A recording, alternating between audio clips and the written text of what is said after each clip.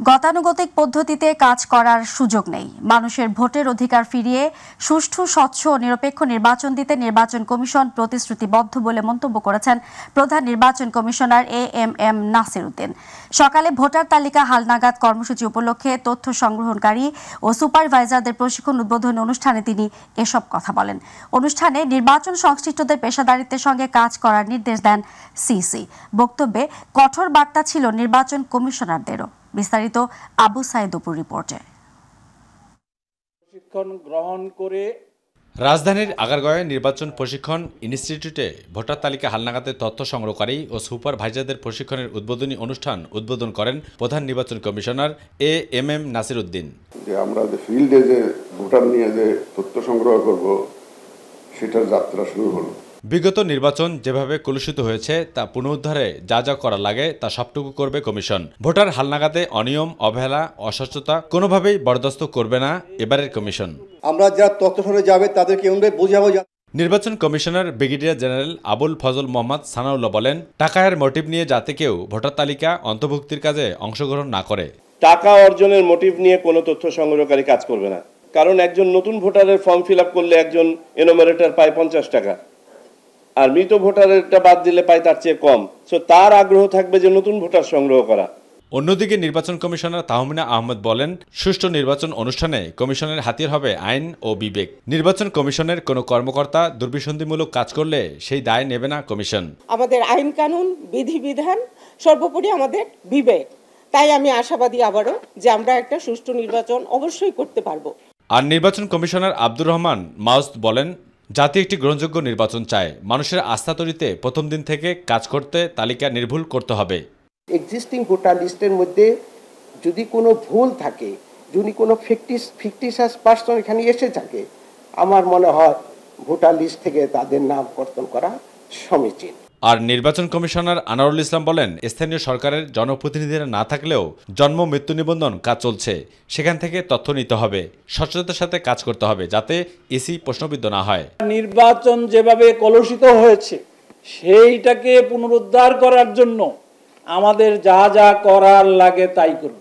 অনুষ্ঠানে নির্বাচন সংশ্লিষ্টদের পেশাদারিত্বের সঙ্গে কাজ করার নির্দেশ দেন প্রধান নির্বাচন কমিশনার এএমএম নাসির উদ্দিন। আপনারা আমাদেরকে কাজে উৎসাহিত করবেন, আমাদেরকে সহযোগিতা করবেন, যাতে আপনাদের সহযোগিতা ছাড়া আমাদের কিন্তু কাজ করা মুশকিল আছে। সিসি বলেন, 18 কোটি মানুষের ভোটের অধিকার ফিরিয়ে দিতে এবং সুষ্ঠু, স্বচ্ছ ও নিরপেক্ষ নির্বাচন দিতে নির্বাচন কমিশন প্রতিশ্রুতিবদ্ধ। 18 কোটি মানুষ যে বঞ্চিত, এই তাদের এই বঞ্চনার দুঃখ তারা বলার জন্য আছে, আমরা আছি। আমরা দায়িত্ব নিয়েছি ইনশাল্লাহ তাদের বঞ্চনা যাতে আমরা ঘুষাইতে পারি। তারা যে বঞ্চিত হয়েছে এতদিন, সেটা সেই ভোটের অধিকার থেকে বঞ্চিত হয়েছে, সেটা আমরা ঘুষাতে চাই। আবু সাইদ অপু, মাই টিভি, ঢাকা। সাবেক প্রধানমন্ত্রী ও বিএনপি চেয়ারপারসন খালেদা জিয়ার আসন্ন বিদেশ সফরকে সামনে রেখে তার সঙ্গে বৈঠকে বসেছেন বিএনপির স্থায়ী কমিটির সদস্যরা। সন্ধ্যা 7টার পর থেকে গুলশানে খালেদা জিয়ার বাসভবন ফিরোজায় দলটির সর্বোচ্চ নীতি নির্ধারণী পর্যায়ের নেতারা আসতে শুরু করেন। এরপরই বৈঠক শুরু হয়।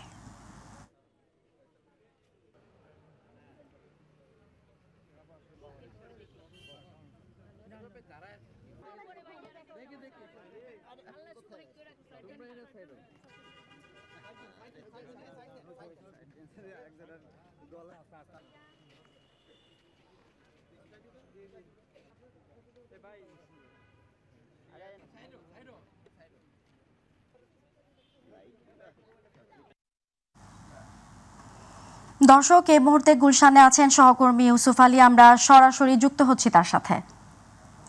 ইউসুফ, বিএনপি চেয়ারপারসন খালেদা জিয়ার সাথে দলটির স্থায়ী কমিটির বৈঠকের বিষয়ে আর কি তথ্য আছে আপনার কাছে, আমাদেরকে জানাবেন। ফৌজি, আসলে এটি স্থায়ী কমিটির সদস্যদের সঙ্গে বেগম খালেদা জিয়ার বৈঠক নয়।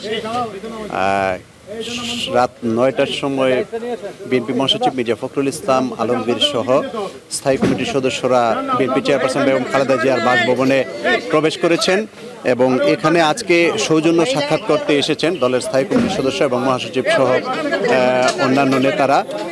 আপনি জানেন যে বিএনপি চেয়ারপারসন বেগম খালেদা জিয়াকে উন্নত চিকিৎসার জন্য বিদেশে নেওয়ার জন্য একটি গুঞ্জন শোনা যাচ্ছে। সে বিষয়টি হয়তো আজকে নিশ্চিত করা যেতে পারে, অর্থাৎ স্থায়ী কমিটির সদস্যরা যে বেগম খালেদা জিয়ার সঙ্গে সৌজন্য সাক্ষাৎ করতে ভেতরে প্রবেশ করেছেন, এরপরই হয়তো ব্রিফিং করে আমাদের চিকিৎসার বিষয়টি নিশ্চিত করা যেতে পারে যে বেগম খালেদা জিয়া আসলে উন্নত চিকিৎসার জন্য যুক্তরাজ্যে যাবেন কি না। সে বিষয়টিকে হয়তো উনি যদি একটি গুঞ্জন শোনা যাচ্ছে যে 7ই জানুয়ারি উনি হয়তো চিকিৎসার জন্য বিদেশে যেতে পারেন একটি এয়ার অ্যাম্বুলেন্সে করে, সেজন্য দলের সিনিয়র নেতারা এসেছেন বেগম খালেদা জিয়ার সঙ্গে সৌজন্য সাক্ষাৎ করতে এবং তার চিকিৎসার বিষয়ে পরামর্শ করতে। হয়তোবা এই যে সাক্ষাৎ থেকে হয়তো বিএনপি চেয়ারপারসন বেগম খালেদা জিয়া তিনি যখন দেশের বাইরে থাকবেন তখন দল কিভাবে পরিচালিত হবে কিংবা রাজনৈতিক কর্মসূচিগুলো কিভাবে তারা পালন করবে সে বিষয়ে হয়তো দিক নির্দেশনা দিতে পারেন। রাত 9টায় কিন্তু এখানে বৈঠক শুরু হয়েছে। এখানে বিএনপির স্থায়ী কমিটির সদস্য ডক্টর খন্দকার মোশাররফ হোসেন, ব্যারিস্টার জমির উদ্দিন সরকার, ডক্টর আব্দুল মঈন খান, মির্জা আব্বাস, সেলিমা রহমান, ডাক্তার AZM জাহিদ হোসেন, আমির খসরু মাহমুদ চৌধুরী সহ স্থায়ী কমিটির যেসব সদস্যরা রয়েছে তারা কিন্তু সবাই এখানে প্রবেশ করেছেন। এবং সবশেষ বিএনপি মহাসচিব মির্জা ফখরুল ইসলাম আলমগীর প্রবেশ করেছেন। প্রবেশ করার পরে কিন্তু তাদের সৌজন্য সাক্ষাৎ এখানে শুরু হয়েছে। আমরা ইতিমধ্যে ধারণা করছি যে বৈঠক হয়তো শেষ হয়েছে, কারণ স্থায়ী কমিটির সদস্যদের আমরা বের হতে দেখছি। এইমাত্র বের হলেন গয়েশ্বরচন্দ্র রায়। হয়তো এই যে সৌজন্য সাক্ষাতে হয়তো কথাবার্তা হয়েছে, কিছুক্ষণ পরই হয়তো বিএনপি মহাসচিব মির্জা ফখরুল ইসলাম আলমগীর ভেতর থেকে এসে সাংবাদিকদেরকে অবহিত করবেন আসলে এই যে সৌজন্য সাক্ষাতে কি আলোচনা হয়েছে কিংবা বিএনপি চেয়ারপারসন বেগম খালেদা জিয়ার বিদেশ যাত্রার বিষয়টি কতদূর অগ্রগতি হয়েছে সেই বিষয়টি আমাদেরকে জানাতে পারেন বলে ধারণা করা হচ্ছে। ফজিয়া গুলশানে বিএনপি চেয়ারপারসন বেগম খালেদা জিয়ার কার্যালয় থেকে এই ছিল আমার কাছে সবশেষ তথ্য। ইউসুফ, আপনাকে ধন্যবাদ। দর্শক, গুলশান থেকে এতক্ষণ আমাদের সঙ্গে সরাসরি যুক্ত ছিলেন সহকর্মী ইউসুফ আলী। নির্বাচন বিলম্ব করার যে কোনো কৌশল জনগণ প্রত্যাখ্যান করবে বলে মন্তব্য করেছেন বিএনপির স্থায়ী কমিটির সদস্য সালাউদ্দিন আহমেদ। তিনি বলেন, বিএনপির ভারপ্রাপ্ত চেয়ারম্যান তারেক রহমানকে দেশে ফিরিয়ে আনার পরিবেশ এখনও তৈরি হয়নি। লন্ডন থেকে ফিরে বিমানবন্দরে সাংবাদিকদের সাথে আলাপকালে এসব কথা জানান তিনি। ইউসুফ আলীর বিস্তারিত রিপোর্ট। লন্ডন সফর শেষে একটি বিমানে হযরত শাহজালাল আন্তর্জাতিক বিমানবন্দরে অবতরণ করেন বিএনপির স্থায়ী কমিটির সদস্য সালাউদ্দিন আহমেদ। সাংবাদিকদের সাথে আলাপকালে তিনি বলেন, সকল রাজনৈতিক দলের সাথে আলোচনা করে অন্তর্বর্তী সরকারের উচিত দ্রুত নির্বাচনের ব্যবস্থা করা। বাংলাদেশে বর্তমানে ফ্যাসিবাদ বিরোধী যে ঐক্য, জাতীয় ঐক্য এবং গণ ঐক্য গড়ে উঠেছে, সেটার রাজনৈতিক সংস্কৃতি হিসাবে চর্চা করাটাই আমাদের জন্য এখন প্রধানতম চ্যালেঞ্জ হওয়া উচিত। এবং আমি মনে করি এর অন্যথা হলে ফ্যাসিবাদ আবার মাথাছাড়া দিয়ে উঠতে পারে। যে কোনো কৌশল অবলম্বন করে বা যে কোনো বাহানায় গণতান্ত্রিক সিস্টেমে যাওয়ার বা নির্বাচনের বিষয়ে বিলম্ব করার যে কোনো কৌশল জনগণ প্রত্যাখ্যান করবে। সুতরাং যত শিগগির সম্ভব গণতান্ত্রিক প্রক্রিয়ায় রাজনৈতিক সরকার প্রতিষ্ঠার দিকে আমাদের মনোযোগ দেওয়া উচিত। বিএনপির ভারপ্রাপ্ত চেয়ারম্যান তারেক রহমানকে দেশে ফিরিয়ে আনতে পরিকল্পনা চলছে বলে জানান সালাউদ্দিন আহমেদ। এখনো পর্যন্ত আমরা মনে করি ওনাকে নিয়ে আসার জন্য সম্পূর্ণ পরিবেশ আমরা সৃষ্টি করতে পারিনি, সেজন্য অল্প কিছু সময় লাগবে, অতি অবশ্যই আসবেন উনি। আমাদের মাননীয় ভারপ্রাপ্ত চেয়ারপারসন জাতিকে ঐক্যবদ্ধ রাখার জন্য, থাকার জন্য আমাদের সকল প্রয়াস নেওয়ার জন্য নির্দেশনা দিয়েছেন। অন্যথায় ফ্যাসিবাদ বিরোধী শক্তি এবং তাদের দোসররা আশকারা পেতে পারে, সেটা আমরা বুঝতে পেরেছি। ইতিমধ্যে সেরকম বিভিন্ন কর্মকাণ্ড জাতি প্রত্যক্ষ করেছে। আর নির্বাচন তো আমাদের সবসময় প্রস্তুতি থাকে একটা নির্বাচনমুখী রাজনৈতিক দল হিসেবে। ইউসুফ আলী, মাই টিভি। বিএনপির ভারপ্রাপ্ত চেয়ারম্যান তারেক রহমানের বিরুদ্ধে দায়ের করা চাঁদাবাজির 4টি মামলা বাতিল করে হাইকোর্টের রায় বহাল রেখেছেন আপিল বিভাগ। হাইকোর্টের রায়ের বিরুদ্ধে রাষ্ট্রপক্ষের দায়ের করা লিভ টু আপিল খারিজ করে বিচারপতি মোহাম্মদ আশফাকুল ইসলামের নেতৃত্বে 4 বিচারপতির আপিল বেঞ্চ এ আদেশ দেন। বিস্তারিত রিপোর্টটি নিয়ে আছেন সাইদুর রহমান আবির। 111-এর সময় গুলশান, কাফরুল, শাহবাগ, ধানমন্ডি থানায় চাঁদাবাজির অভিযোগে মামলা হয় বিএনপি ভারপ্রাপ্ত চেয়ারম্যান তারেক রহমানের বিরুদ্ধে। 2007 সালের 7 মার্চ গ্রেপ্তার করা হয় তাকে। এরপর 10 দিনের রিমান্ডে রেখে তাকে নির্যাতনের অভিযোগ ওঠে। গত 5 আগস্ট রাজনৈতিক পট পরিবর্তনের পর পাল্টে যায় দৃশ্যপট। 23 অক্টোবর প্রথমবার তারেক রহমানের চাঁদাবাজির 4 মামলা বাতিল করে দেন হাইকোর্ট। কিন্তু এই রায়ের বিরুদ্ধে আপিল করে রাষ্ট্রপক্ষ। রোববার এই আপিলের শুনানির শুরুতেই রাষ্ট্রপক্ষ জানায়, চাঁদাবাজির অভিযোগ আনা হয়েছে তারেক রহমানের বিরুদ্ধে, কিন্তু এই টাকা কোথায় গেছে তার কোনো উৎস এখনো মেলেনি। পরে 4 মামলা বাতিলের রায় বহাল রাখেন আপিল বিভাগ। তার কাছ থেকে কোনো টাকা পয়সা উদ্ধার করা হয় নাই। এটা কিন্তু আজকে যে আপিল বিভাগে যে সরকার পক্ষ থেকে তারা নিজেরাও বলেছে এবং আমরাও বলেছি। আমরা বলেছি যে তারেক রহমানের যত মামলাই হয়েছে সবগুলাই উদ্দেশ্যপ্রণোদিত এবং রাজনৈতিক উদ্দেশ্যপ্রণোদিত। বিএনপির আইনজীবীরা বলেন, আরও 18-19টি মামলা খারিজ হলে সব মামলা মুক্ত হবেন তারেক রহমান। তারেক রহমানের দেশে ফেরার অপেক্ষায় সবাই, তবে মামলার উপর তা নির্ভর করছে না। মামলা তারেক রহমান সাহেবের দেশে আসা না আসার সাথে সম্পৃক্ত না, কারণ জনাব তারেক রহমান সাহেব আমাদেরকে সিনিয়র অ্যাডভোকেট সহ আমাদেরকে সুস্পষ্টভাবে নির্দেশনা দিয়েছেন ওনার প্রত্যেকটা মামলায় যেন আইনগত প্রক্রিয়ায় মোকাবেলা করা হয়। তারেক রহমানের আইনজীবী ব্যারিস্টার কায়সার কামাল বলেন, এই রায় থেকে প্রমাণিত হয় খালেদা জিয়া ও তারেক রহমানের বিরুদ্ধে রাজনৈতিক উদ্দেশ্যে 111 সরকার ও পরে শেখ হাসিনা সরকার মিথ্যা মামলা করে।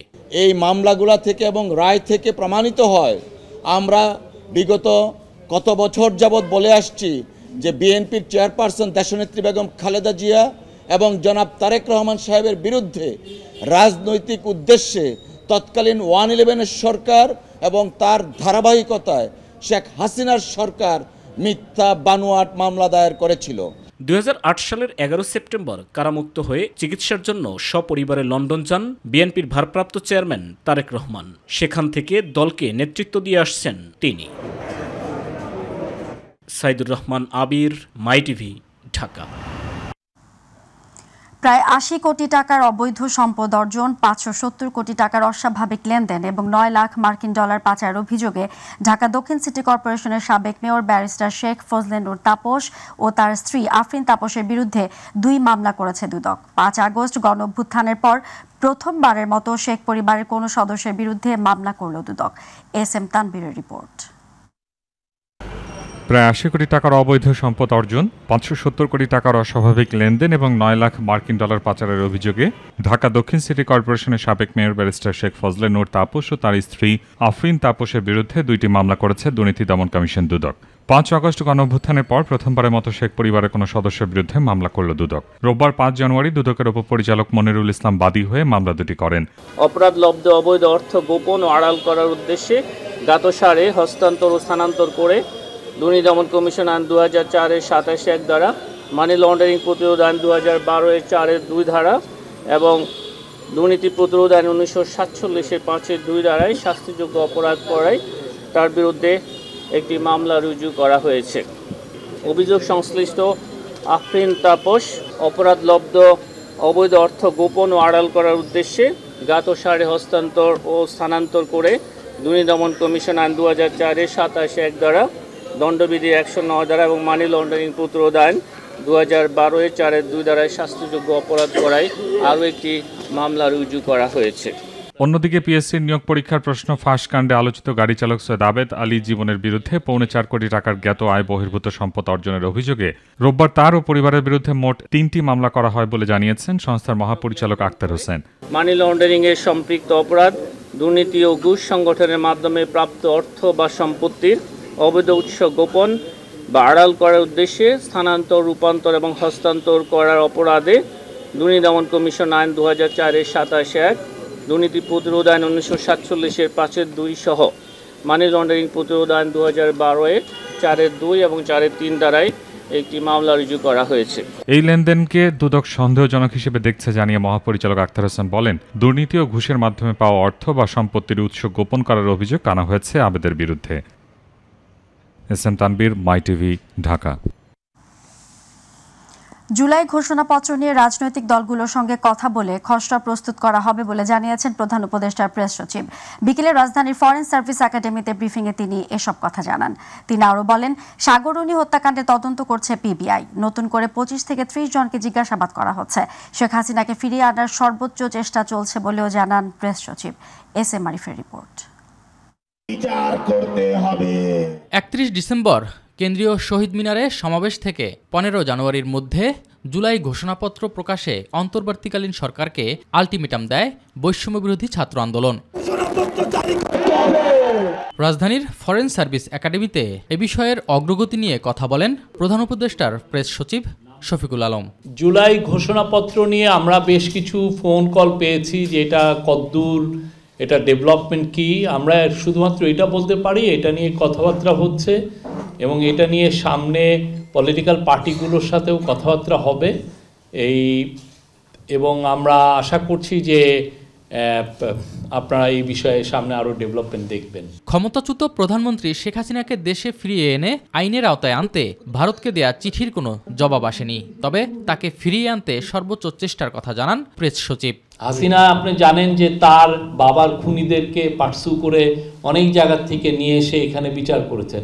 আমরাও তার বাবাকে উনি যেভাবে পার্সু করেছেন তার চেয়ে আরও দ্বিগুণ, আরও অনেক বেশি রিলেন্টলেসলি তাকে আমরা পার্সু করে তাকে দেশে ফিরিয়ে এনে তাকে বিচারের সম্মুখীন করা হবে। দীর্ঘ সময় পর আবারও চাঞ্চল্যকর সাগররুনি হত্যাকাণ্ডের পুনঃতদন্তের উদ্যোগ নেওয়া হয়েছে উল্লেখ করে প্রেস সচিব জানিয়েছেন, কাজটি কঠিন হলেও দ্রুতগতিতে এগিয়ে চলছে তদন্ত। এটা কাজ করছে পিবিআইয়ের প্রধান, এটা ইয়েছে ওনার সাথে আজকে আমাদের কলিগের কথা হয়েছে ওনার সাথে। তো আমরা আশা করছি যে এটা নিয়ে ওনারা আরও দ্রুত আরও ভালো কিছু কাজ করতে পারবেন। এস এম আরিফ, মাই টিভি, ঢাকা। পূর্ব দক্ষিণ এশিয়ার বাজারে তেল রফতানির হাব গড়তে বাংলাদেশে তেল রিফাইনারি কারখানা করতে চায় সৌদি আরব। সকালে পররাষ্ট্র মন্ত্রণালয়ে আয়োজিত এক সেমিনারে একথা জানিয়েছেন ঢাকায় নিযুক্ত সৌদি রাষ্ট্রদূত ইসা বিন ইউসুফ আল দুহাইলান। অনুষ্ঠানে অর্থ উপদেষ্টা ডক্টর সালাউদ্দিন আহমেদ বলেন, বিগত সরকারের আমলে বিনিয়োগ না বাড়ার কারণে শুধু দুর্নীতি নয়, অতীতে পলিসিগত নানা ভুল সিদ্ধান্ত নিয়েছিল সরকার। আতিকুর রহমান তিতাসের রিপোর্ট। গত 8 আগস্ট অন্তর্বর্তী সরকারের প্রধান উপদেষ্টা হিসেবে ডক্টর মোহাম্মদ ইউনূস দায়িত্ব গ্রহণের পর 27 আগস্ট রাষ্ট্রীয় অতিথি ভবন যমুনায় সৌদি রাষ্ট্রদূতের সঙ্গে তার সৌজন্য সাক্ষাৎ অনুষ্ঠিত হয়। তাদের আলোচনায় উঠে আসে দুদেশের মধ্যে সাহায্য সহযোগিতা অব্যাহত রাখার বিষয়টি। রবিবার সকালে পররাষ্ট্র মন্ত্রণালয়ে সৌদি বাংলাদেশ অর্থনৈতিক সম্পৃক্ততা বৃদ্ধি সংক্রান্ত এক আলোচনা অনুষ্ঠানে উঠে আসে, রিয়াদ ঢাকা বন্ধুত্বের হাত বারবার ফিরিয়ে দিয়েছিলেন শেখ হাসিনা। ব্যক্তি স্বার্থেই এমনটি করা হতো বলে জানান সৌদি রাষ্ট্রদূত ইসা আল দুহাইলান। Bangladeshi relationship is a multi-dimensional relationship.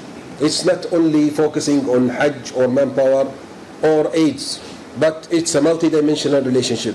শুধু জনশক্তি রপ্তানিতেই নয়, বাংলাদেশে তেল রিফাইনারি কারখানা করে পূর্ব দক্ষিণ এশিয়ার বাজারে তেল রপ্তানি হাব করতে চায় সৌদি আরব বলে জানান দেশটির রাষ্ট্রদূত। Will make a significant change, not only internally, but in the region. We can also make the products of this refinery goes to China, goes to India, goes to the neighbor countries. অনুষ্ঠানে অর্থ উপদেষ্টা সালেউদ্দিন আহমেদ বলেন, শুধু Saudi নয়, দক্ষিণ কোরিয়ার স্যামসাংকেও ফিরিয়ে দিয়েছিল শেখ হাসিনা সরকার। এছাড়া বাংলাদেশ পলিসিগত নানা ভুল সিদ্ধান্ত নিয়েছিল বলেও জানান অর্থ উপদেষ্টা। Thanks to the Korean, Samsung came and they are also not welcome. They went to Vietnam. Private sector has to be very competitive, efficient, and also perform their job, including regulatory regime and all things that. That is very important. পরে পররাষ্ট্র উপদেষ্টা বলেন, অন্তর্বর্তী সরকার বিদেশি বিনিয়োগকারীদের সঠিক পরিবেশ দিতে বদ্ধপরিকর। Although we have been claiming for a long time that we have the most investor-friendly atmosphere, but then in practical ground that has not been the truth all the time. Atiqur Rahman Titas, my TV. দেশের সার্বভৌমত্ব রক্ষায় সেনাবাহিনীকে সর্বদা প্রস্তুত থাকার নির্দেশ দিয়েছেন প্রধান উপদেষ্টা ডক্টর মোহাম্মদ ইউনূস। দুপুরে রাজবাড়ীতে সেনাবাহিনীর শীতকালীন মহড়া শেষে দেয়া বক্তব্যে এই নির্দেশনা দেন তিনি। বাংলাদেশ সেনাবাহিনীর যুদ্ধ কৌশল ও দক্ষতা প্রশংসনীয় উল্লেখ করে প্রধান উপদেষ্টা বলেন, বাংলাদেশ সেনাবাহিনী জাতির অহংকার ও বিশ্বাসের জায়গা। প্রতিনিধি শেখ মুমিনকে সাথে নিয়ে রাকিব হাসানের রিপোর্ট। 55 পদাতিক ডিভিশন আয়োজিত সেনাবাহিনীর মেনুভার অনুশীলনে একটি পদাতিক ব্রিগেড গ্রুপের শীতকালীন মহড়া পরিদর্শন করতে রাজবাড়ী সফর করেন প্রধান উপদেষ্টা ডক্টর মোহাম্মদ ইউনূস। প্রধান উপদেষ্টা অনুশীলন স্থলে পৌঁছালে তাকে অভ্যর্থনা জানান 3 বাহিনীর প্রধান সহ Jessore area major general JM Imdadul Islam. মহড়া পরিদর্শন শেষে প্রধান উপদেষ্টা সেনাবাহিনীর উদ্দেশ্যে বলেন, দেশের সার্বভৌমত্ব রক্ষায় সেনাবাহিনীকে সর্বদা প্রস্তুত থাকতে হবে। বাংলাদেশ নৌবাহিনীর যুদ্ধ কৌশল ও দক্ষতা প্রশংসনীয় বলেও মন্তব্য করেন তিনি। আজকের এই মহড়ায় বাংলাদেশ সেনাবাহিনীর প্রদর্শিত দক্ষতা অত্যন্ত প্রশংসনীয়।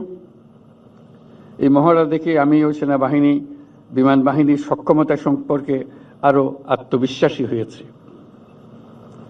ভবিষ্যতে সশস্ত্র বাহিনীর এই সক্ষমতা আরো আধুনিকায়নের জন্য আমরা কাজ করে যাব।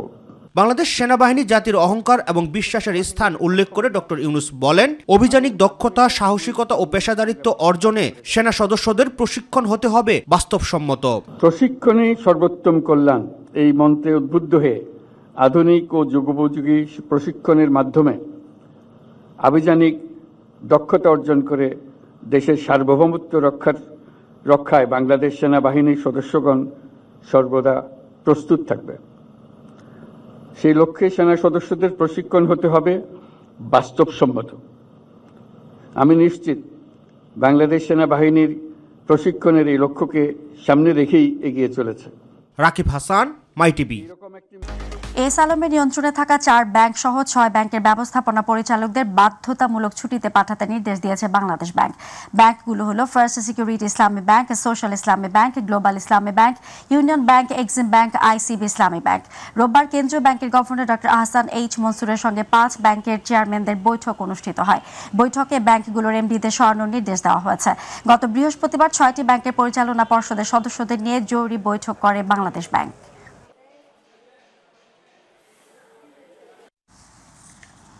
সিরাজগঞ্জের বেলকুচিতে অভিযান চালিয়ে সাবেক মন্ত্রী ও জেলা আওয়ামী লীগের সাবেক সভাপতি আব্দুল লতিফ বিশ্বাসকে আটক করেছে যৌথ বাহিনী।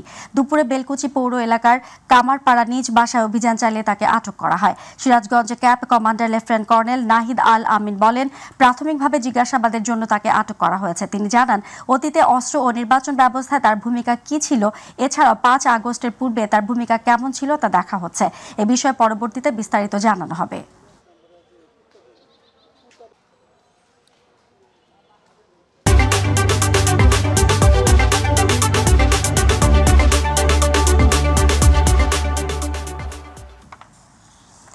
র্যাঙ্কস ইলেকট্রনিক্স লিমিটেড নতুন 2025 সিরিজের ক্যালভিনেটর, এসি, ফ্রিজ ও ওয়াশিং মেশিনের বাজারজাত ঘোষণা করেছে। রোববার রাজধানীর একটি অভিজাত হোটেলে পণ্যগুলো প্রদর্শন করা হয়। র্যাঙ্কস ইলেকট্রনিক্সের সম্মানিত ম্যানেজিং ডিরেক্টর জনাব একরাম হোসেন অনুষ্ঠানের উদ্বোধন করেন। 110 বছর জনপ্রিয় American brand Kelvinator Swedish company electronics home প্রোডাক্টসের মালিকানাধীন এবং র্যাঙ্কস ইলেকট্রনিক্স লিমিটেড বাংলাদেশ একমাত্র অফিসিয়াল ডিস্ট্রিবিউটর ও লাইসেন্সি। এ সময় র্যাঙ্কস ইলেকট্রনিক্স লিমিটেডের বিভিন্ন বিভাগীয় কর্মকর্তা, ডিলার, ব্যবসায়ী পার্টনার, লাইফ টাইম কাস্টমার ও বিশিষ্টজনরা উপস্থিত ছিলেন।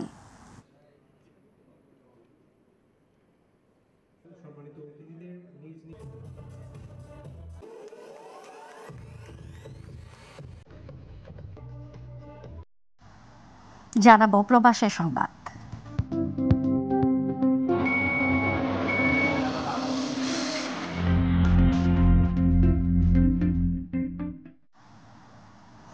মালয়েশিয়ার সেলাঙ্গর রাজ্যে এক ইন্দোনেশীয় নারীকে হত্যার অভিযোগে সন্দেহভাজন বাংলাদেশি এক যুবককে গ্রেফতার করেছে দেশের আইন শৃঙ্খলা বাহিনী। মালয়েশিয়া প্রতিনিধি আশরাফুল মামুন জানান, সেরদাংয়ের পুলিশ প্রধান আন বাবাগান জানান, পুত্র জয়া থেকে 23 বছর বয়সী এক বাংলাদেশি যুবককে আটক করা হয়। পুলিশের প্রাথমিক তদন্তে জানা যায়, নিহত ইন্দোনেশিয়ার নারী ওই বাংলাদেশি যুবকের পরিচিত ছিলেন এবং ঈর্ষাপ্রবণ হয়ে হত্যাকাণ্ডটি ঘটিয়েছিলেন বলে পুলিশের কাছে স্বীকার করেছেন। গ্রেফতার বাংলাদেশি পুত্র জয়া প্রেস্টি এবং 20 এলাকায় নির্মাণ শ্রমিক হিসেবে কাজ করতেন। আগামী 10 জানুয়ারি পর্যন্ত তাকে রিমান্ডে রাখা হয়েছে। কানাডা বিএনপি সাংগঠনিক সম্পাদক এম জয়নাল আবেদিন জামিলের ফ্রান্সে আগমন উপলক্ষে ফ্রান্স বিএনপি এক মত বিনিময় সভার আয়োজন করে। ফ্রান্স প্রতিনিধি বাদল পাল জানান, ফ্রান্স বিএনপি শিক্ষা বিষয়ক সম্পাদক আহমেদ মালিকের সঞ্চালনায় এবং ফ্রান্স বিএনপি সহসভাপতি AHM রহিমের সভাপতিত্বে এক মত বিনিময় সভা অনুষ্ঠিত হয়। অনুষ্ঠান শুরু হয় পবিত্র কোরআন থেকে তেলাওয়াতের মধ্য দিয়ে। এ সময় সভায় ফ্রান্স বিএনপি সহসভাপতি শাহ জামাল, সহসভাপতি রশিদ হোসেন পাটোয়ারি, যুগ্ম সাধারণ সম্পাদক জুনেদ আহমেদ, অর্থ সম্পাদক সাইফুল ইসলাম, বিজ্ঞান ও প্রযুক্তি বিষয়ক সম্পাদক জাহিদুল ইসলাম ইসলাম সিপার, জাকারিয়া আহমেদ, জাহাঙ্গীর আলম মিলন, কবি রুবেল আহমেদ। কুয়েতে জ্যেষ্ঠ সাংবাদিক ও বীর মুক্তিযোদ্ধা সদ্যপ্রয়াত মোহাম্মদ ইয়াকুবের মৃত্যুতে স্মরণ সভা ও দোয়া মাহফিল অনুষ্ঠিত হয়েছে। কুয়েত প্রতিনিধি আল আমিন রানা জানান, কুয়েত সিটির একটি হোটেলে কুয়েতস্থ ফেনীবাসীর উদ্যোগে আয়োজিত সভার সভাপতিত্ব করেন বিশিষ্ট সংগঠক হুমায়ুন কবির আলী। সাজ্জাদ হোসেন মিয়াজি সঞ্চালনায় প্রধান অতিথি ছিলেন বাংলাদেশ কমিউনিটি কুয়েতের সভাপতি মুরাদুল হক চৌধুরী।